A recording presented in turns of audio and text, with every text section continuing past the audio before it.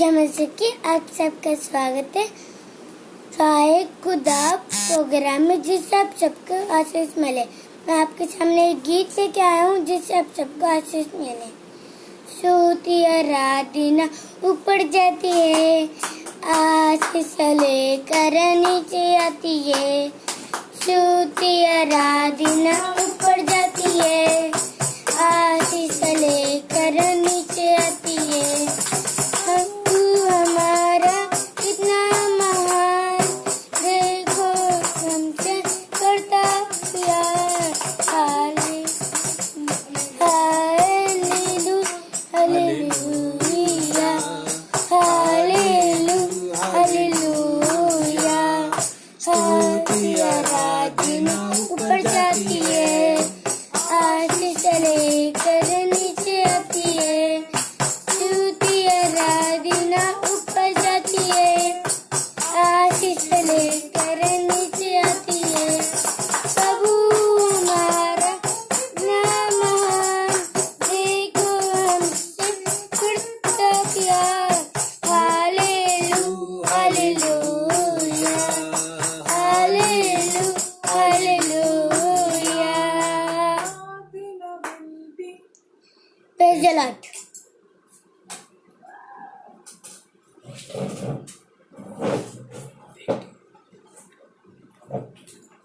Praise lord. आशा करते होंगे कि आप सब बिल्कुल ठीक होंगे और हम सब आपके लिए प्रेयर कर रहे हैं कि आप सब बिल्कुल ठीक होंगे और खुदा आपकी बहुत सहायता कर रहा है। आइए हम एक गीत में चलें, जंगली दरख्तों के दरमियान। जंगली दरख्तों के दरमियान एक सेब के पेड़ के समान। जंगली दरख्तों के दरमियान एक सेब के पेड़ के समान।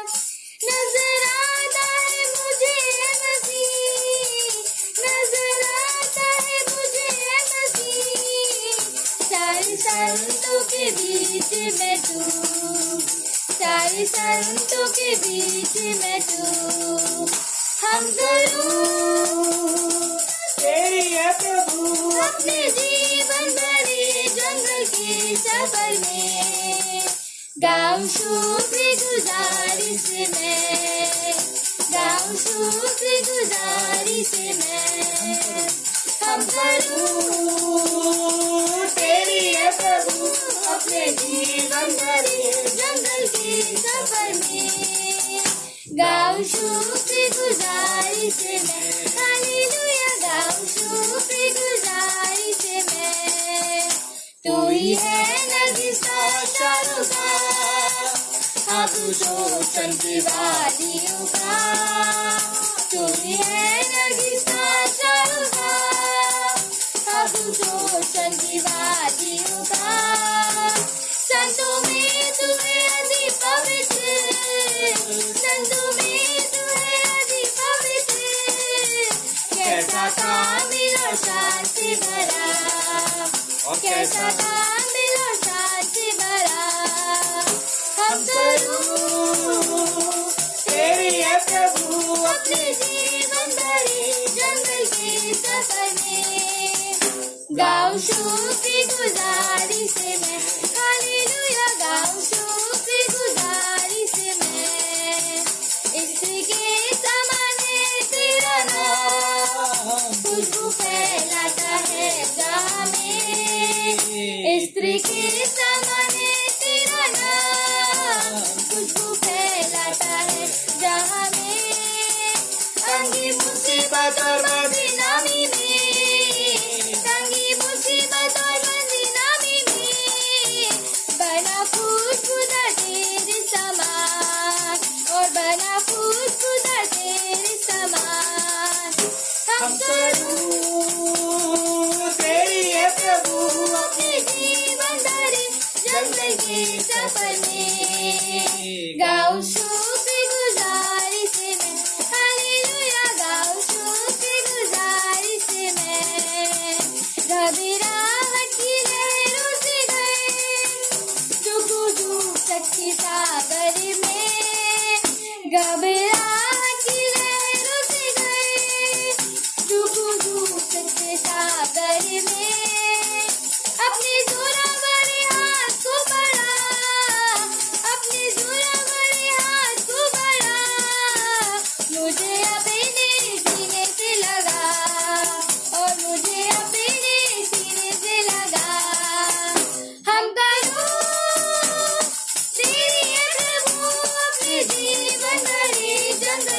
सफर में। गाओ शुक्रगुजारी से मैं, गाओ शुक्रगुजारी से मैं। अभी आ रहा हूँ तेरे पास, पूरी करने को तेरी मर्जी।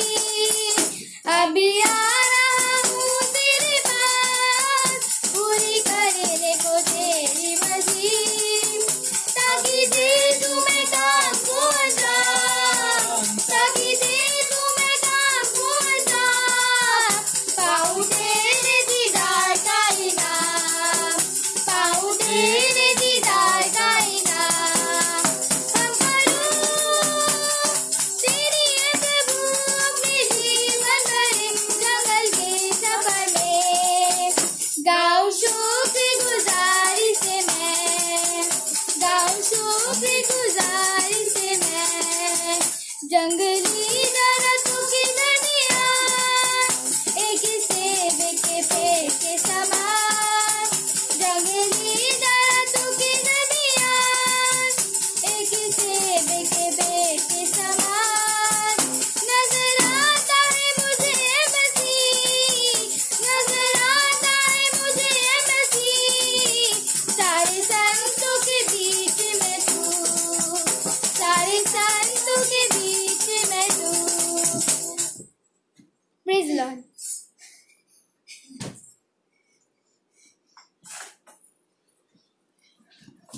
जय मसीह की। खुदा का शुक्र करते हैं शाम के इस वक्त के लिए। और हर दिन हर वक्त हम सोचते हैं कि राहे खुदा प्रोग्राम के जरिए कोई एक ऐसी बात आप तक पहुंचाई जाए जिस बात से आप राहे खुदा के हर मुकाम तक पहुंच सकें और आप खुदा का शुक्र कर सकें। राहे खुदा प्रोग्राम का मकसद ही यही है कि आपको हर दिन हर एक नई बात से अवगत कराया जाए, रूबरू कराया जाए। गाना इस तरह गाया जा रहा था कि हमद करूं तेरी ए प्रभु, शुक्रगुजारी करूं। और शुक्रगुजारी जब कोई किसी की करता है तो बहुत बड़ी बात होती है। मान लीजिए आप कहीं सड़क पे से जा रहे हो, कोई आपको कहते थैंक यू, तो आप उसका पहला सवाल होगा ऐसा मैंने तुम्हारे लिए क्या करा जो तुम मुझे थैंक यू कह रहे हो। या फिर आपका दूसरा सवाल होगा भैया मुझे थैंक यू क्यों कह रहे हो। भाई कोई आपकी शुक्रगुजारी करे तो आप पूछेंगे आपने किया क्या है। अगर आप किसी की शुक्रगुजारी कर रहे हैं जिसे आप अपना खुदा कहते हैं, जिसकी आप इबादत करते हैं, अगर आप उसका शुक्र कर रहे हैं और आपसे कोई सवाल पूछ ले कि आप उसका शुक्र क्यों कर रहे हैं, चलिए तो दूसरा आदमी हो गया। अगर खुदा ही खुद आपसे पूछ ले तुम मेरा शुक्र क्यों कर रहे हो, तो आप क्या कहेंगे क्यों शुक्र कर रहे हैं। देखिए दो तरह की शुक्रगुजारी इस दुनिया में चल रही है। पहली वो कि जो लोग दूसरों की शुक्रगुजारी के पीछे चिपक जाते हैं और वो कर रहा है तो मैंने भी कर दी, उसने हाथ उठाया तो मैंने भी उठा लिया, वो बाइबल पढ़ते हैं तो मैं भी बाइबल पढ़ रहा हूँ। और ये बात पुष्ट दर चली आ रही है। लोग एक दूसरे को देखकर शुक्रगुजारी करते हैं। यहाँ तक कि चर्च में भी अगर गाना गाया जा रहा है आज का दिन यहोवा ने बनाया है, तो बाकी के जो चर्च के लोग खड़े हैं वो भी गाना गाने लगते हैं, जबकि उस गाने का लॉजिक बहुत से लोगों को पता ही नहीं होता वो गाना गा क्यों रहे हैं। उस भीड़ में कुछ लोग होते हैं जिनको पता होता है कि मैं ये गाना क्यों गा रहा हूं, क्योंकि उनकी जिंदगी उस मुकाम से गुजरी होती है कि उस गाने की अहमियत उन्हें पता होती है। कई बार हम एक भीड़ का हिस्सा बन जाते हैं और भीड़ का हिस्सा बनकर हम शुक्रगुजारी करते हैं। शुक्रगुजारी खुदा की करना कोई गलत बात नहीं है, लेकिन अगर आप भीड़ का हिस्सा बनकर शुक्रगुजारी कर रहे हैं तो ये शुक्रगुजारी दिखावटी है, ये बेकार की, इसका कोई मतलब नहीं है। पर जो शुक्रगुजारी आप करने जा रहे हैं या थैंक्स किसी को कहने जा रहे हैं, अगर आपके पास उसका सही रीजन नहीं है तो आप किस बात का थैंक्स कह रहे हैं, आपको दोबारा बैठ के सोचना पड़ेगा आप थैंक्स क्यों कह रहे हैं। जब आप खुदा की इबादत करने जाएं या खुदा को शुक्रगुजारी करने जाएं या आप कहने जाएं थैंक यू जीसस, तो मुझे आपसे एक सवाल पूछना पड़ेगा क्यों कर रहे हो थैंक यू, ऐसा किया क्या तुम्हारे लिए। और अगर आपके पास कोई रीजनेबल आंसर नहीं है इस बात के लिए तो मैं आपसे कहूंगा थैंक यू जीसस कहना छोड़ दीजिए। कहने का क्या मतलब है जब आपको पता ही नहीं कि थैंक यू कह रहे हो। भाई मेरा बाप भी थैंक यू कहता था, मेरा चाचा भी थैंक यू कहता था, मेरा ताऊ भी थैंक यू कहता था, मेरी दीदी भी थैंक यू कहती थी, मेरा भैया भी थैंक यू कहता था, तो मैं भी थैंक यू जीसस कहता हूं। ऐसा वाला थैंक यू जीसस खुदा को भी नहीं चाहिए। जब तक आपको ना पता हो कि हम थैंक यू क्यों कहने जा रहे हैं, शुक्रगुजारी क्यों कर रहे हैं, तो एक भीड़ का हिस्सा बनकर कोई काम करने से अच्छा है कि हमें खुदा के हर काम का पता हो हम कर क्यों रहे हैं। उदाहरण के तौर पे जैसा भी ये गाना गाया, जंगली दरख्तों के दरमियान एक सेब के पेड़ के समान नजर आता है मुझे आए मसीह, सारे संतों के बीच में तू। अब सवाल पूछ ले, आपको आता है कभी नजर? आपको आता है? आप जब आंख बंद करते हैं तो आपको काला साया चलता हुआ नजर आता है। फिर फोन करते हैं रात को 10 बजे के करीब पादरी साहब को, कहते पादरी साहब मुझे छन छन की आवाज आ रही है, मेरे लिए दुआ कर दो। अच्छा बेटा, गाना तो तुम चर्च में गा रहे थे पिछले संडे कि जंगली दरख्तों के दरमियान सेब के पेड़ के समान नजर आता है मुझे आए मसीह। इसका मतलब आपको चेक करना पड़ेगा अपने आप को। रात को छन छन सुन रहे हो, सूसू की आवाज में डर जाते हो रात को, और तुम फिर गाना गाते हो ये वाला। इसका मतलब भीड़ का हिस्सा बन गए हैं आप। भीड़ का हिस्सा मत बनिए। अगर खुदा आपको नजर आता है तो ये गाना खुशी से गाइए, रब की होवे सना हमेशा, रब की होवे सना। गाना बहुत अच्छा, हर कोई गाता है। और आजकल तो जब भी कोई होता, भैया रब की होवे सना गा देना, उसी आदमी से पूछो कल तो तू कुछ और गा रहा था, परसों तो तू कुछ और गा रहा था, हर घंटे तो तू कुछ, तेरी हरकतें ही बदलती रहती हैं, और जब तुझे चर्च में गाने की बात है तो कहता रब की होवे सना गाओ। भीड़ का हिस्सा मत बनिए जब तक आपको गाने का मतलब ना मालूम हो। रब की होवे सना वही आदमी सही से गा पाएगा जिसकी जिंदगी में कुछ काम हुआ होगा। जब आपकी जिंदगी में कुछ हुआ ही नहीं है या आपको पता ही नहीं आपके रब ने क्या करा, तो होसन्ना क्यों गा रहे हो बेकार में? ये तो फिर बेकार की बात हो गई ना। मजेदार तो बात तब बने जब हम दिल से खुदा का शुक्र करें और हमें पता हो हम क्यों ये गाना गा रहे हैं।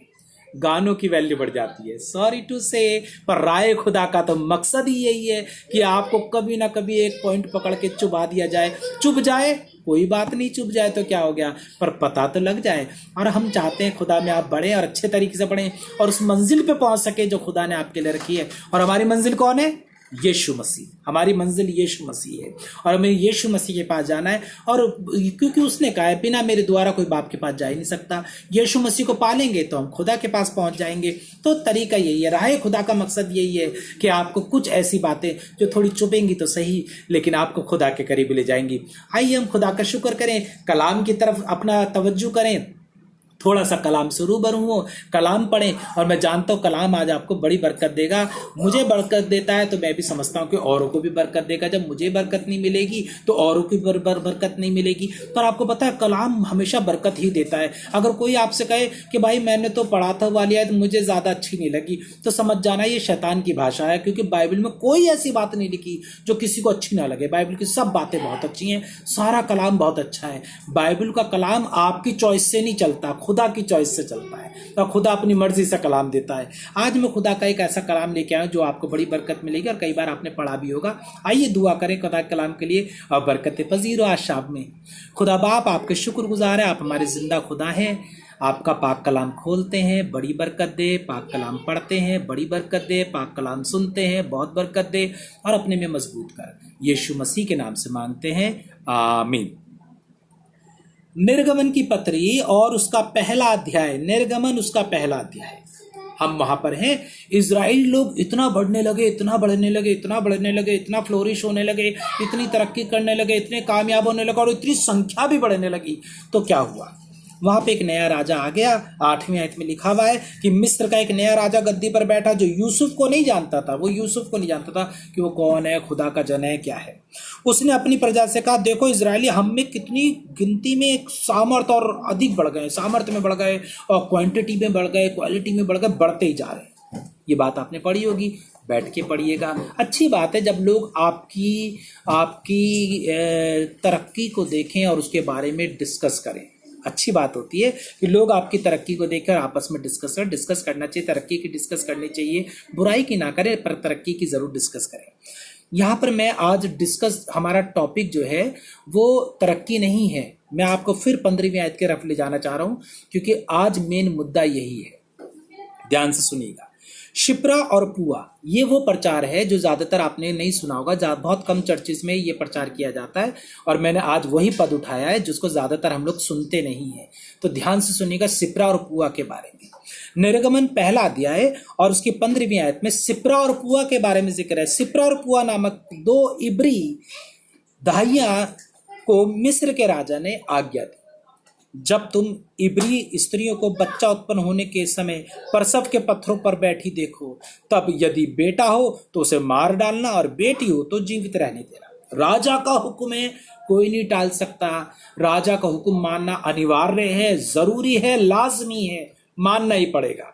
और ये तो दाइयाँ हैं। दाइयाँ बड़ी छोटा पद होता है, वह दाइयाँ बहुत इंपॉर्टेंट जन नहीं होती, लेकिन बच्चा पैदा करने का मैटर जब आता है, जब औरतें गर्भवती होती है, तो दाइयों का बहुत इंपॉर्टेंट रोल होता है। आजकल तो वो दाइयाँ जो है वो पढ़ी लिखी हो गई हैं, वेल एजुकेटेड हो गई हैं, इसलिए उनको दाइयों से नर्स लैंग्वेज का दे दिया गया है। अब जो दाइयाँ होती है वो भी नर्स हो गई हैं। वैसे मिडवाइफ भी कहा जाता है, लेकिन स्पेशली नर्स को हम काउंट करेंगे। तो ये जो दाइयाँ थी, ये केवल बच्चे उत्पन्न होने के दिन इनकी इंपॉर्टेंस होती थी। तो राजा को इनकी इंपॉर्टेंट मालूम थी, क्योंकि जब ये बच्चा उत्पन्न होगा तो सबसे पहले दाइयों के हाथ में आएगा। तो राजा ने कहा कि भाई ये तो जो इजरायली हैं तो बढ़ते ही जा रहे हैं, बढ़ते ही जा रहे हैं, बढ़ते ही जा रहे हैं। तो अगर कोई ऐसा बच्चा पैदा हो, तुम्हें पता लगे कि कोई लड़का पैदा हुआ, तो तुरंत मार डालना, और लड़की हो तो छोड़ देना, क्योंकि लड़कियों की टेंशन नहीं है। क्योंकि लड़के होंगे तो वो और बच्चे पैदा करेंगे, ये पहले की सोच हुआ करती थी। और लड़के होंगे तो और बच्चे पैदा करेंगे, इसलिए लड़के ना हो, लड़कियां लड़कियां हो। परंतु वो दाइयां, ये लाइन बड़ी इंपॉर्टेंट है, परंतु वो दाइयां परमेश्वर का भय मानती थी, इसलिए मिस्र के राजा की आज्ञा ना मानकर लड़कों को भी जीवित छोड़ देती थी।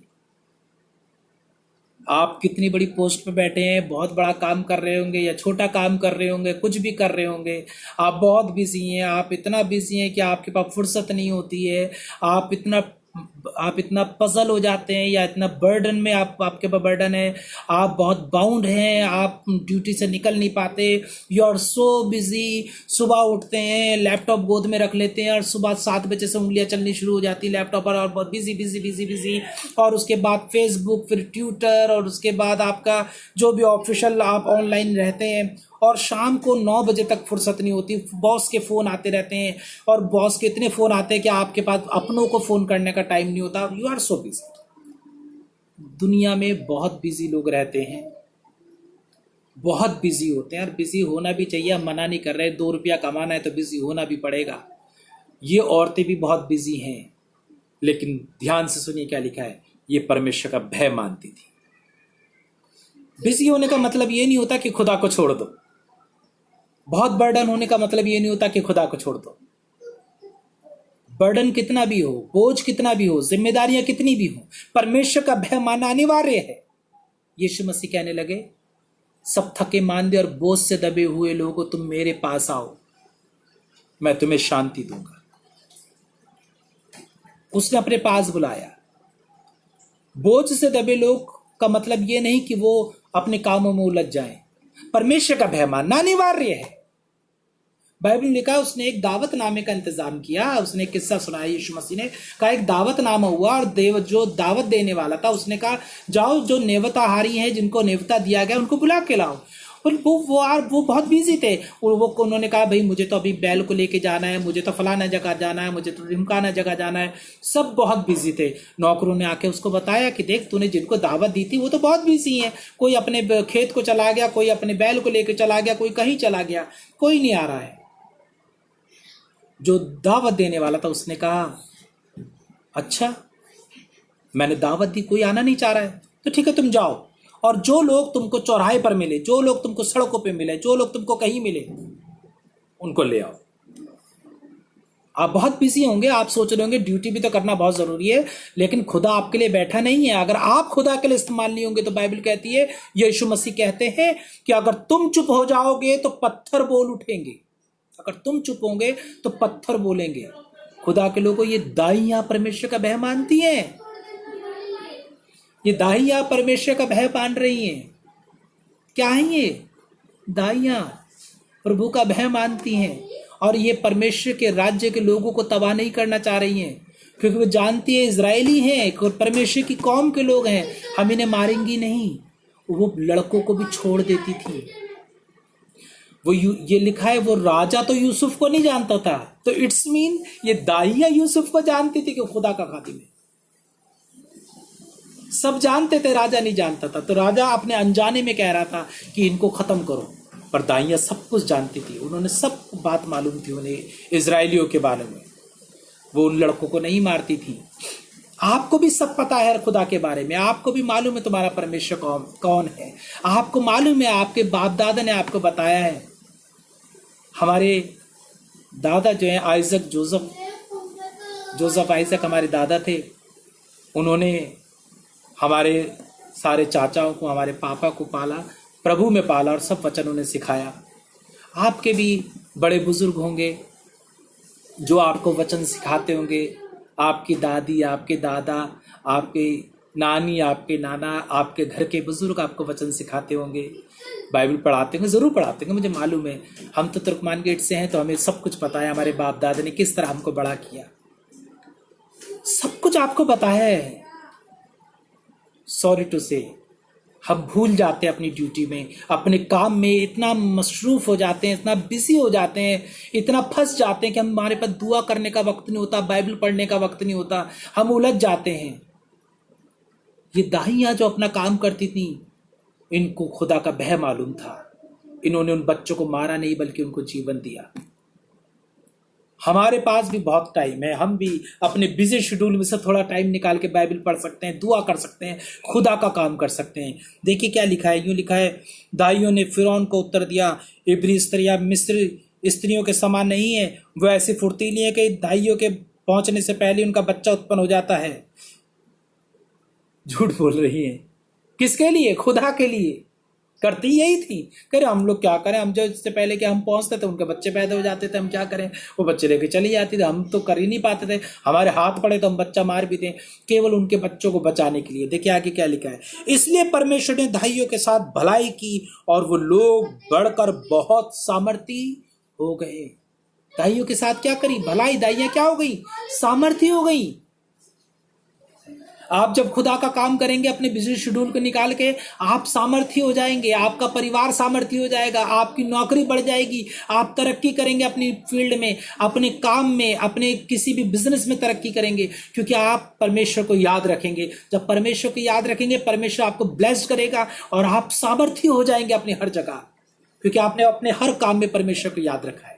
खुदा के लोगों, चाहे परिस्थितियां कैसी भी हों, चाहे आप कितने भी बोझ में दबे हो, कितना भी काम हो, कितने बिजी हो, लेकिन टाइम निकालिए खुदा के लिए और कहिए, खुदा बाप मैं तेरी सेवा करूंगी, खुदा बाप मैं दुआ जरूर करूंगी, खुदा बाप मैं बाइबल जरूर पढ़ूंगा, मैं छोड़ूंगा नहीं, ये मेरी जिंदगी का हिस्सा बन जाएगा तेरी इबादत करना। और खुदा आपको सामर्थ्य करेगा। हर उस जगह जहां आप खड़े होंगे, परमेश्वर आपको सर बुलंद करेगा, आपको बरकतें पसीर करेगा। मेरी दुआ है आप इसी तरह खुदा के कलाम में बढ़ते जाए, ये कलाम आपको छुए, आपके दिलों को छुए, आपको बरकतें पसीर करे, आपको उन्नति करे और आप बढ़ते चले जाए। God bless you. इस कलाम को दोबारा भी पढ़िएगा और इन दाइयों से सीखिएगा कि वो किस तरीके से सिपरा हुआ, किस तरीके से हमारी जिंदगी को छू सकती हैं और बरकत दे सकती हैं। आपकी भी जिंदगी को छुएंगे और आपको भी बरकत देगी। खुदा आपको बहुत बरकत दे। आज बहुत अच्छा दिन है, हम खुदा की शुक्रगुजारी कर रहे हैं और खुदा के नाम का धन्यवाद दे रहे हैं।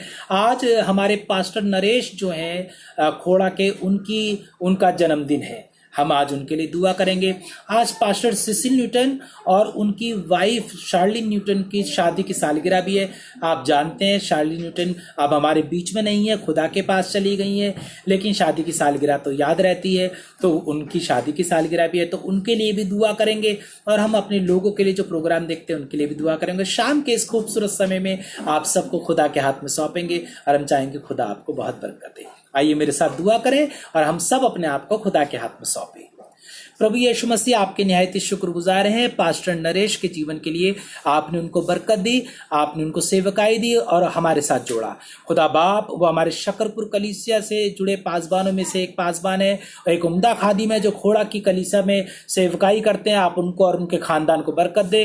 पास्टर नरेश को, उनकी बीवी बबीता को, उनके दोनों बेटों को, उनकी बेटी को, उनके दामाद को और उनके खानदान में जो भी कोई है, सबको तेरे हाथ में सौंपते बड़ी बरकत दे। आज पास्टर नरेश की जिंदगी में आपने एक नया साल जोड़ा, तेरा शुक्र करते हैं। तेरा रहम, तेरा करम, तेरी बरकत उनके खानदान में बनी रहे और वो यूं ही तुझ में मुस्कुराते रहे। तेरी बरकत उनके जिंदगी में बनी रहे, खूब कामयाब हो और उन्हें किसी चीज की कमी ना रहे। तेरे फजल में सौंप देते हैं प्रभु। हम पास्टर सिसिल न्यूटन को और उनकी पत्नी शार्लिन न्यूटन को तेरे हाथ में सौंपते हैं। उनकी वाइफ उन्हें छोड़ के चली गई है खुदावन, वो स्वर्ग में है, लेकिन खुदावन आप उनको बड़ी बरकत देना। हम चाहते हैं पास्टर न्यूटन को खुदावन, जब वो याद करते होंगे अपनी शादी की सालगिरह को, खुदावन आप उनके खानदान को बरकत दें। हम जानते हैं खुदावन जिस्मानी रूप से दोनों पति पत्नी अलग हो गए, रूहानी रूप से एक ही हैं।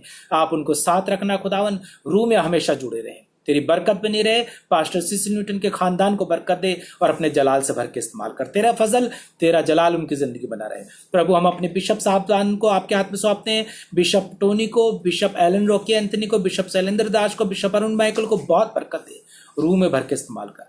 तेरे दास है, तुझमें बने रहे। एबीसी के तमाम खादिम दिन और तमाम कलीसियां तुझमें बरकत पाए। सीएनआई के सभी चर्चेस, मेथोडिस्ट के सभी चर्चेस, पेंटिकॉस्टल चर्चेस और बैप्टिस्ट चर्चेस सब तुझ में बड़े तरक्की पाए। खुदा उन सबको बरकत दे। सब खादिम तेरी सेवा करें, ईमानदारी से तुझ में बढ़ते जाएं। सब कलीसिया उन्नति करे, तेरा काम कहीं पर भी ढीला ना पड़े बल्कि उन्नति होते जाए। आज शाम को तेरा फजल बना रहे। जब हम सोने जाए बड़ी चैन से सोएं, तंदुरुस्ती के साथ सोएं, सुबह उठें, तेरा शुक्र करें। तेरा रहम, तेरा करम तेरे बंदों पे बना रहे। हमें कभी किसी चीज की कमी महसूस ना हो। तुझमें मुस्कुराते रहे, तुझमें हंसते रहे, गाते रहे, खुश रहे। तेरे हाथ में सब कुछ सौंपते हैं। यीशु मसीह के नाम से मांगते हैं, आमीन। आए हमारे बाप, आप जो आसमान पे हैं, आपका नाम पाक माना जाए, आपकी बादशाहत आए, आपकी मर्जी जैसे आसमान पे पूरी होती है जमीन पर भी। हमारे रोज की रोटी आज हमें बख्श दें, जिस तरह हम अपने कसूरवारों को माफ कर देते हैं, आप भी हमारे कसूरों को माफ करें। मुझवाइश पे न पड़ने दें बल्कि बुराई से बचाएं, क्योंकि बादशाहत, कुदरत और जलाल अब तक ही आपका है, आमीन। खुदा बाप आपको बड़ी बरकत दे।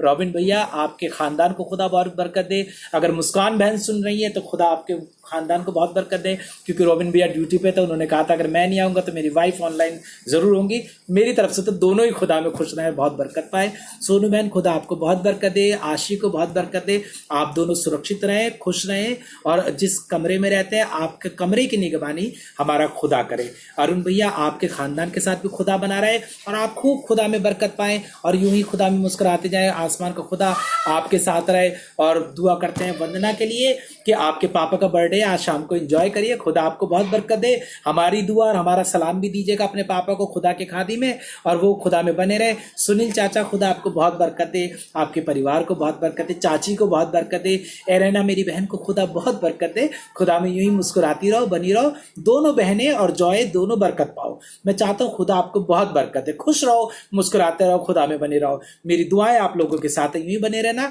शाम आपकी बड़ी मजेदार रहे, कल का दिन बहुत अच्छा आपकी जिंदगी में आए। खुदा में खुश रहो, बने रहो, मुस्कुराते रहो। कल सुबह फिर 8 बजे मिलेंगे, डिवोशन करेंगे और खुदा का शुक्र करेंगे। मेरे साथ इसी तरह आते रहना। अगर कोई प्रेयर रिक्वेस्ट है तो व्हाट्सएप से भेज देना, ताकि मैं नाम लेके दुआ करूं और आप लोग बरकत पाए। जय मसीह की। मेरा आज का सलाम आपको कबूल हो। कल सुबह 8 बजे मिलेंगे। खुदा में बने रहें।